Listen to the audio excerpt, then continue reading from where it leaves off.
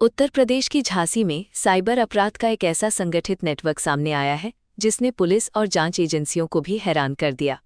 Online सट्टेबाजी, विदेशी SIM card, Chinese application, हवाला ट्रांजैक्शन और क्रिप्टो करेंसी के जरिए करोड़ों रुपए की ठगी करने वाले गिरोहों का पुलिस ने पर्दाफाश करते हुए 7 आरोपियों को गिरफ्तार किया है।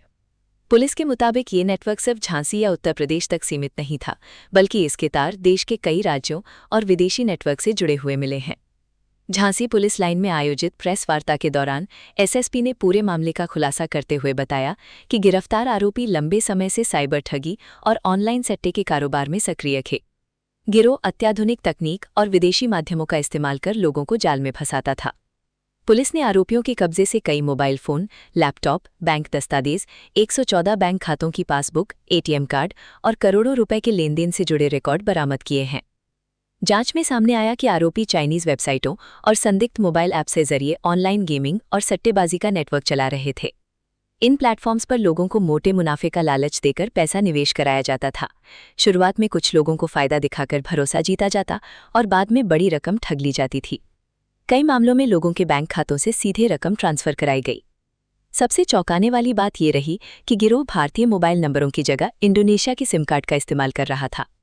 पुलिस अधिकारियों का कहना है कि विदेशी सिम का उपयोग इसलिए किया जा रहा था ताकि लोकेशन और सर्विलेंस से बचा जा सके।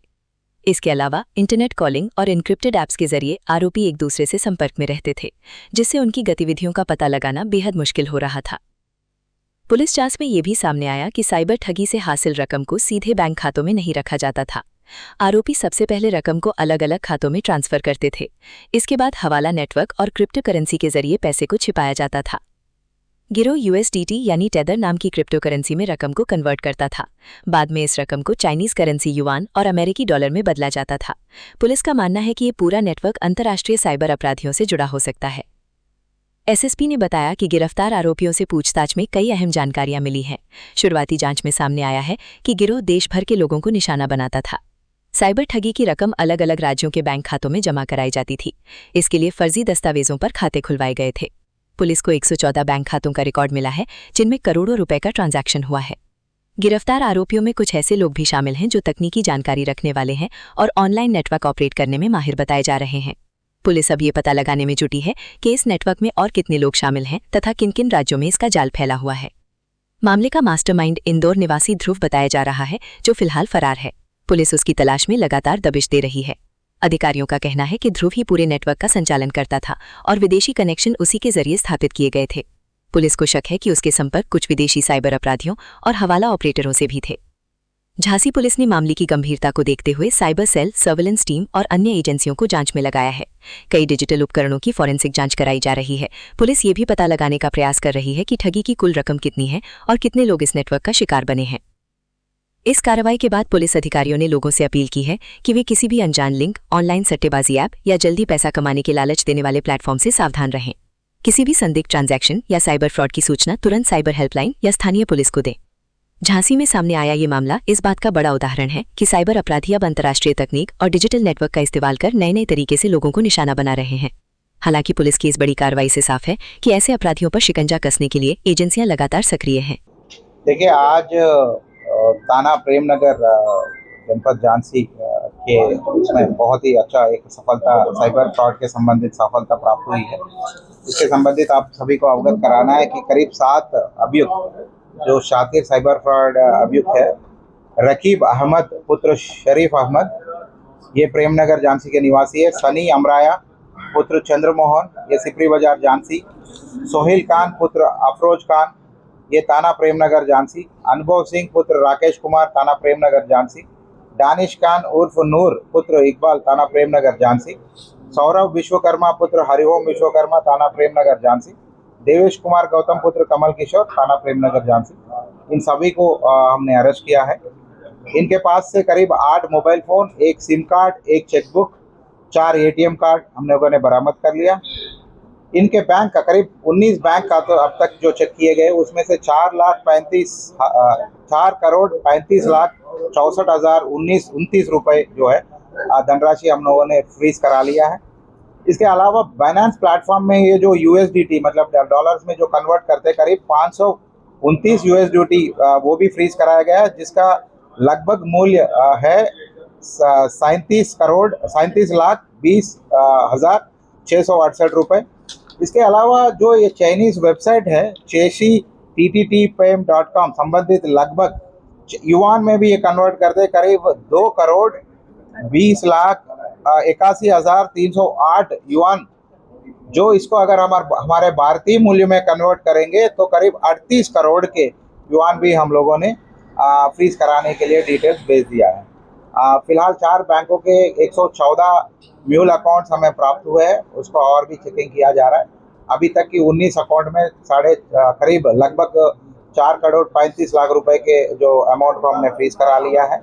और मेनली ये जो है ऑनलाइन चाइनीज गेमिंग एप्स और पोर्टल के माध्यम से ये फ्रॉड अमाउंट को एक वाइट मतलब ये जो जनमानस में यूज करने के तरीके से यूज करने के लिए ये कन्वर्ट करते हैं, अलग अलग बैंक अकाउंट्स यूज करते हैं। और ये जो गेमिंग एप्स में लोग जो रजिस्टर करते हैं उन पैसे को ये अपने अकाउंट में ट्रांसफर करके और मूल अकाउंट में जो फ्रॉड अमाउंट है उस अमाउंट को ये गेम में जो जीतते हैं उससे देते हैं, ताकि इनके पैसे जो है पूरी तरीके से वाइट में कन्वर्ट हो जाएंगे और इसको यूज कर सकते हैं। ये लोगों ने पूरा ग्रुप कैसे बनाया? ये फिलहाल अभी पूछताछ चल रही है, ये एक के बाद एक को संपर्क किया है। इसके अलावा आपको ये भी अवगत कराना है 3 वांछित अभियुक्त इनके ऊपर जो ऊपर है जिनके द्वारा इनकी पूरा नेटवर्क चलाया। हर्ष पुत्र अज्ञात थाना प्रेमनगर झांसी, ध्रुव पुत्र अज्ञात थाना प्रेमनगर झांसी, सलाम पुत्र अज्ञात थाना प्रेमनगर झांसी, इनके लिए टीम लगाया गया है।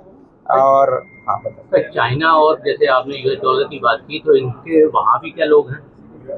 नहीं, फिलहाल अभी पूछताछ की जा रही है। वहाँ के लोग ये तो कंफर्म नहीं है, लेकिन हैंडलर्स होते हैं जिस हैंडलर्स के द्वारा ये लोग अपने जो पैसे ये जब सारे पैसे जब इकट्ठा होते हैं इन पैसों को कहीं ना कहीं ये लोग मतलब एक ये जो ऐसे ऐप जो है ऐप्स और उसके थ्रू इंटीग्रेट करके आप हैंडलर के यहाँ भेजते हैं और हैंडलर के थ्रू फिर हवाला के रूट में चले जाते हैं।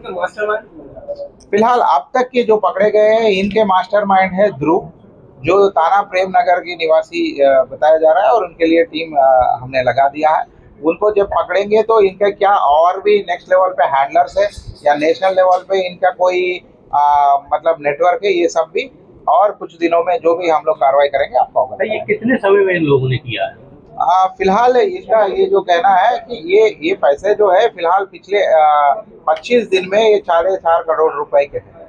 बट लेकिन कुछ ये जो शातिर जो रकीब है ये करीब 4 साल से कर रहा है और इससे पहले भी एक बार जेल जा चुका है।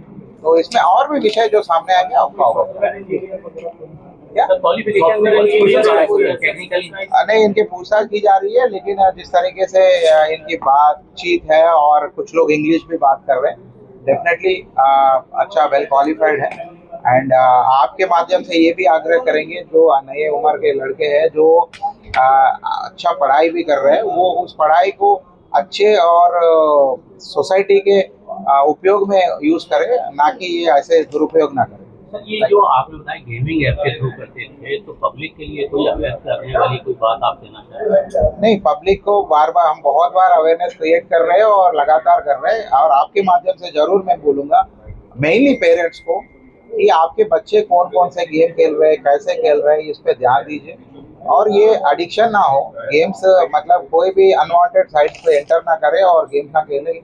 और मेनली ये जो पैसे लगा के खेलने का ये जो है, इसको कहीं ना कहीं हम सभी को लगकर इसको खत्म करना है, नहीं तो ऐसे अलग अलग गैंग जो है इनका जन्म होता रहेगा और इनको नेस्त नबूद करने का जो हमने वचन लिया है उसको हम लगातार खड़े रहेंगे और इस पे काम करेंगे। सर, लास्ट क्वेश्चन, जो आपने अकाउंट की बात की तो वो अकाउंट इन लोगों के थे या किसी अदर पर्सन के होंगे? नहीं, जो अकाउंट्स 19 बैंक जो मैंने बोला वो म्यूल अकाउंट्स है, किसी अन्य लोगों के ऊपर इन्होंने मतलब इन्होंने खरीद लिया हो, इनसे इन्होंने बनाया हो, उसी अकाउंट में वो पैसे डालते थे। बाकी अन्य विषय जो भी सामने आएंगे आपका होगा।